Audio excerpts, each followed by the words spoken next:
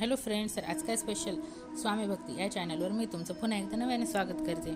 तर आज आपण आपल्या व्हिडिओमध्ये पाहणार आहोत भगवद्गीता अध्याय 2 सांख्ययोग.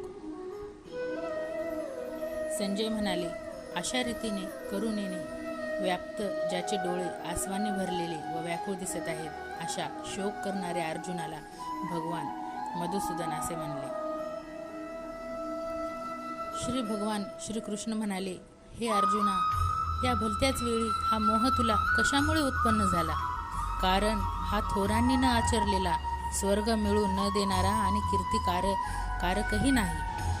म्हणून हे पार्था, अर्थात पृथापुत्र अर्जुना, षंढपणा पत्करू नकोस. हा तुला शोभत नाही. हे परंतपा, अंतकरणाचा तुच्छ दुबळेपणा सोडून देऊन युद्धाला उभा राहा. अर्जुन म्हणाला, हे मधुसूदना, युद्धात मी भीष्म पितामहांच्या आणि द्रोणाचार्यांच्या विरोधात बाणाने कसा लढू? कारण हे हरिसूदना, ते दोघेही पूज्य आहेत. म्हणून या अनुभवाचा गुरुजनांना न मारता मी या जगात भिक्षा मागून खाणेही कल्याणकारक समजतो. कारण गुरुजनांना मारूनही या लोकात रक्ताने माखलेले अर्थ व कामरूप भोगच न भोगवायचे. युद्ध करणे व न करणे या दोहोंपैकी आम्हाला काय श्रेष्ठ आहे हे कळत नाही, किंवा आम्ही त्यांना जिंकू की ते आम्हाला जिंकतील हेही आम्हाला माहीत नाही. आणि ज्यांना मारून आम्हाला जगण्याचीही इच्छा नाही, तेच आमचे बांधव धृतराष्ट्रपुत्र आमच्या विरोधात उभे आहेत. करुणा व्याप्त दैन्यामुळे ज्याचा मूळ स्वभाव नाहीसा झाला आहे व धर्माधर्माचा निर्णय करण्याविषयी ज्याची बुद्धी असमर्थ आहे, असा मी तुम्हाला विचारित आहे की जे साधन खात्रीने कल्याणकारक आहे ते मला सांगा. कारण मी तुमचा शिष्य आहे, म्हणून तुम्हाला शरण आलेल्या मला उपदेश करा. कारण पृथ्वीचे शत्रुरहित व धनधान्य समृद्ध राज्य मिळालेले किंवा देवांचे स्वामित्व जरी मिळाले, तरी माझ्या इंद्रियांना शोषून टाकणारा शोक जो दूर करू शकेल असा उपाय मला दिसत नाही. संजय म्हणाले, हे परम तपा राजा, निद्रेवर ताबा असणाऱ्या अर्जुनाने अंतर्यामी श्रीकृष्णांना एवढे बोलून मी युद्ध करणार नाही असे स्पष्टपणे सांगितले व तो गप्प झाला. हे भरतवंशी धृतराष्ट्र महाराज, अंतर्यामी भगवान श्रीकृष्ण दोन्ही सैन्यांच्या मध्यभागी शोक करणाऱ्या त्या अर्जुनाला हसल्यासारखे करून असे म्हणाले. भगवान श्रीकृष्ण म्हणाले, हे अर्जुना, तू ज्यांचा शोक करू नये अशा माणसांसाठी शोक करतोस आणि विद्वानांसारखा युक्तिवाद करतोस. परंतु ज्यांचे प्राण गेले आहेत त्यांच्यासाठी आणि ज्यांचे प्राण गेले नाहीत त्यांच्यासाठीही विद्वान माणसे शोक करीत नाहीत. मी कोणत्याही काळी नव्हतो, तू नव्हतास किंवा हे राजे लोक नव्हते असेही नाही, आणि यापुढे आम्ही सर्वजण असणार नाही असेही नाही. ज्याप्रमाणे जीवात्म्याला या शरीरात बालपण, तारुण्य आणि वार्धक्य येते, त्याचप्रमाणे दुसरे शरीर मिळते. याविषयी धीर पुरुषांना मोह उत्पन्न होत नाही. हे कुंतीपुत्रा, इंद्रियांचे विषयांशी संयोग हे थंडी, उष्णता आणि सुख देणारे आहेत. ते उत्पन्न होतात व नाहीसे होतात, म्हणून अनित्य आहेत. तेव्हा हे भारता, ते तू सहन कर. कारण हे श्रेष्ठ पुरुषा, सुख दुःख समान मानणाऱ्या ज्या धीर पुरुषाला हे इंद्रियांचे विषयांशी संयोग व्याखीळ करीत नाहीत, तो मोक्षाला योग्य ठरतो. असत वस्तूला अस्तित्व नाही आणि सत वस्तूचा अभाव नसतो. अशा रीतीने या दोहोंचेही सत्य स्वरूप तत्वज्ञानी पुरुषांनी पाहिलेले आहे. ज्याने हे सर्व जग दिसणाऱ्या सर्व वस्तू व्यापल्या आहेत, त्याचा नाश नाही हे तू लक्षात ठेव. त्या अविनाशीचा नाश कोणीही करू शकत नाही. या नाशरहित, मोजता न येणाऱ्या नित्यस्वरूप जीवात्म्यांची ही शरीरे नाशिवंत आहेत असे म्हटले गेले आहे. म्हणून हे भरतवंशी अर्जुना, तू युद्ध कर. जो या आत्म्याला मारणारा समजतो, तसेच जो हा आत्मा मेला असे मानतो, ते दोघेही अज्ञानी आहेत. कारण हा आत्मा वास्तविक पाहता कोणाला मारित नाही आणि कोणाकडून मारलाही जात नाही. हा आत्मा कधीही जन्मत नाही आणि मरतही नाही. तसेच एकदा उत्पन्न झाल्यावर पुन्हा उत्पन्न होणार नाही, कारण हा जन्म नसलेला, नित्य, सनातन आणि प्राचीन आहे. शरीर मारले गेले तरी हा आत्मा मारला जात नाही. हे पार्था, जो पुरुष हा आत्मा नाशरहित, नित्य, न जन्मणारा आणि न बदलणारा आहे, हे जाणतो, तो कोणाला कसा ठार करविल किंवा कोणाला कसा ठार करील. ज्याप्रमाणे माणूस जुनी वस्त्रे टाकून देऊन नवी वस्त्रे घेतो, त्याचप्रमाणे जीवात्मा जुने शरीर टाकून दुसऱ्या नव्या शरीरात जातो. या आत्म्याला शस्त्रे कापू शकत नाही, विस्तव जाळू शकत नाही आणि भिजवू शकत नाही आणि वारा वाळूही शकत नाही. कारण हा आत्मा कापता न येणारा, जाळता न येणारा, भिजवता न येणारा आणि निसंशय वाळवता न येणारा आहे. तसेच हा आत्मा नित्य, सर्वव्यापी, अचल, स्थिर राहणारा आणि सनातन आहे. हा आत्मा अव्यक्त आहे, अचिंत्य आहे आणि विकाररहित आहे असे म्हटले जाते. म्हणून हे अर्जुना, हा आत्मा वर सांगितल्याप्रमाणे आहे हे लक्षात घेऊन तू शोक करणे योग्य नाही. परंतु जर तू आत्मा नेहमी जन्माला येणारा व नेहमी मारणारा आहे असे मानत असशील तरी सुद्धा हे महाबाहो, तू अशा रीतीने शोक करणे योग्य नाही. कारण असे मानल्यास त्यानुसार जन्मास आलेल्या मृत्यू निश्चित आहे आणि मेलेल्याला जन्म निश्चित आहे. म्हणून या उपाय नसलेल्या गोष्टींविषयी तू शोक करणे योग्य नाही. हे अर्जुना, सर्व प्राणी जन्मापूर्वी अप्रकट असतात आणि मेल्यानंतरही अप्रकट होणार असतात. फक्त मध्ये प्रकट असतात. मग अशा स्थितीत शोक कसला करायचा? एखादा महापुरुषच या आत्म्याला आश्चर्याप्रमाणे पाहतो आणि तसाच दुसरा एखादा महापुरुष या तत्वाचे आश्चर्याप्रमाणे वर्णन करतो. तसेच आणखी एखादा अधिकारी पुरुषच याच्याविषयी आश्चर्याप्रमाणे ऐकतो आणि कोणी तर ऐकूनही याला जाणत नाही. हे अर्जुना, हा आत्मा सर्वांच्या शरीरात नेहमीच अवध्य असतो. म्हणून सर्व प्राण्यांच्या बाबतीत तू शोक करणे योग्य नाही. तसेच स्वतःचा धर्म लक्षात घेऊनही तू भीता कामा नये, कारण क्षत्रियाला धर्माला अनुसरून असलेल्या युद्धाहून दुसरे कोणतेही कल्याणकारक कर्तव्य नाही.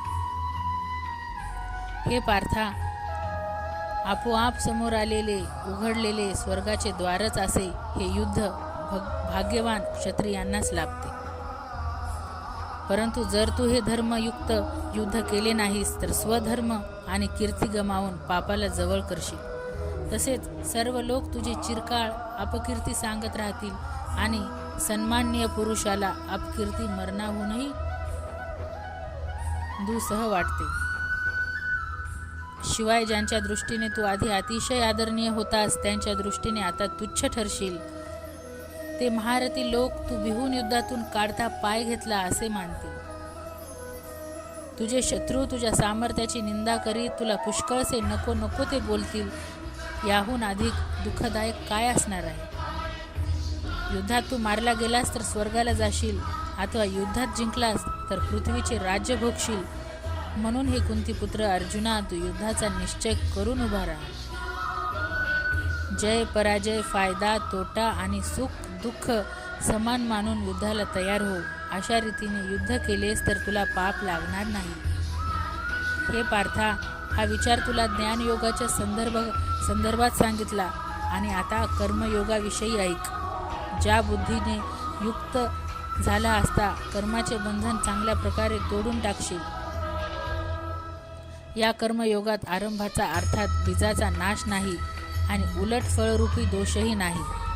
इतकेच नव्हे तर या कर्मयोगरूपी धर्माचे थोडेसेही साधन जन्म मृत्यूरूप मोठ्या भयापासून रक्षण करते. हे अर्जुना, या कर्मयोगात निश्चयात्मक बुद्धी एकच असते, परंतु अस्थिर विचार असणाऱ्या अविचारी कामनायुक्त माणसांच्या बुद्धी खात्रीने पुष्कळ फाटे फुटलेल्या व असंख्य असतात. हे पार्थ, जे भोगत रमलेले असतात कर्मफलाची स्तुती करणाऱ्या वेदवाक्यांची ज्यांना आवड आहे, ज्यांच्या मते स्वर्ग हीच श्रेष्ठ मिळवण्याजोगी वस्तू आहे, स्वर्गाहून श्रेष्ठ दुसरी कोणतीही गोष्ट नाही असे जे सांगतात ते अविवेकी लोक अशा प्रकारची जी पुष्पित म्हणजे दिखाऊ शोभायुक्त भाषा बोलत असतात, त्यांची ही भाषा जन्मरूप कर्मफळ देणारी तसेच भोग व ऐश्वर्य मिळवण्यासाठी अनेक प्रकारच्या क्रियांचे वर्णन करणारी असते. या भाषाने ज्यांचे अंतःकरण आकृष्ट करून घेतले आहे, जे भोग व ऐश्वर्यात अत्यंत आसक्त आहेत, अशा पुरुषांची परमात्म्याविषयी निश्चयी बुद्धी असत नाही. हे अर्जुना, वेदवर सांगितल्याप्रमाणे तिन्ही गुणांचे कार्य असणारे भोग आणि त्यांची साधने सांगणारे आहेत. म्हणून तू ते भोग व त्यांच्या साधनांच्या बाबतीत आसक्ती बाळगू नकोस. तसेच सुख दुःखादी द्वंद्वानी रहित नित्य वस्तू असणाऱ्या परमात्म्यात स्थित योगक्षेमाची इच्छा न बाळगणारा आणि अंतःकरणाला ताब्यात ठेवणारा हो. सर्व बाजूंनी भरलेला मोठा जलाशय मिळाल्यावर लहान जलाशयाची मनुष्याला जेवढी गरज असते तेवढीच गरज चांगल्या प्रकारे ब्रह्म जपणाऱ्या जाणणाऱ्या ब्रह्मज्ञानाला वेदांची उरते. तुला कर्म करण्याचा अधिकार आहे, त्यांच्या फळाविषयी कधीही नाही, म्हणून तू कर्मांच्या फळांची इच्छा करणारा होऊ नकोस. तसेच कर्म न करण्याचाही आग्रह धरू नकोस. हे धनंजय अर्जुना, तू आसक्ती सोडून तसेच सिद्धी आणि असिद्धी यामध्ये समान भाव ठेवून योगात स्थिर होऊन कर्तव्य कर्म कर. समत्वालाच योग म्हटले जाते. या समत्वरूपी बुद्धियोगापेक्षा सकाम कर्म अत्यंत तुच्छ आहे. म्हणून हे धनंजय अर्जुना, तू समबुद्धीतच रक्षणाचा उपाय शोध, म्हणजे बुद्धियोगाचा आश्रय घे, कारण फळाची इच्छा बाळगणारे अत्यंत दीन असतात. समबुद्धीचा पुरुष पुण्य व पाप या दोहोंचाही याच जगात त्याग करतो, अर्थात त्यापासून मुक्त असतो. म्हणून तू समत्व रूप योगाला चिकटून राहा. हा समत्व रूप योगच कर्मातील कौशल्य आहे, म्हणजेच कर्मबंधनातून सुटण्याचा उपाय आहे. कारण समबुद्धीने युक्त असलेले ज्ञानी लोक कर्मापासून उत्पन्न होणाऱ्या फळाचा त्याग करून जन्मरूप बंधनापासून मुक्त होऊन निर्विकार परमपदाला प्राप्त होतात. जेव्हा तुझी बुद्धी मोहरूपी चिखलाला पूर्णपणे पार करून जाईल, तेव्हा तू ऐकलेल्या व ऐकण्यासारख्या इहपर लोकातील सर्व भोगांपासून विरक्त होशील. तऱ्हेतऱ्हेची वचने ऐकून विचलित झालेली तुझी बुद्धी जेव्हा परमात्म्यात अचलपणे स्थिर राहील, तेव्हा तू योगाला प्राप्त होशील, म्हणजेच तुझा परमात्म्याशी नित्य संयोग होईल. अर्जुनने विचारले, हे केशवा, जो समाधीत परमात्म्याला प्राप्त झालेला आहे, अशा स्थिर बुद्धी पुरुषाचे लक्षण काय? तो स्थिर बुद्धी पुरुष कसा बोलतो, कसा बसतो आणि कसा चालतो? भगवान श्रीकृष्ण म्हणाले, हे पार्था, ज्यावेळी हा पुरुष मनातील सर्व कामना पूर्णपणे टाकतो आणि आत्म्यानेच आत्म्याच्या ठिकाणी संतुष्ट राहतो, त्यावेळी त्याला स्थित प्रज्ञ म्हटले जाते. दुःखदायक प्रसंगी ज्याच्या मनाला खेद वाटत नाही, सुखांच्या प्राप्तीविषयी ज्याला मुळीच इच्छा नाही, तसेच ज्याची प्रीती भय व क्रोध नाहीसे झाले आहेत, असा मुनी स्थिर बुद्धी म्हटला जातो. जो पुरुष सर्व बाबतीत स्नेहशून्य असून त्या शुभ किंवा अशुभ गोष्टी घडल्या असतात प्रसन्नही होत नाही किंवा त्यांचा द्वेषही करीत नाही, त्याची बुद्धी स्थिर असते.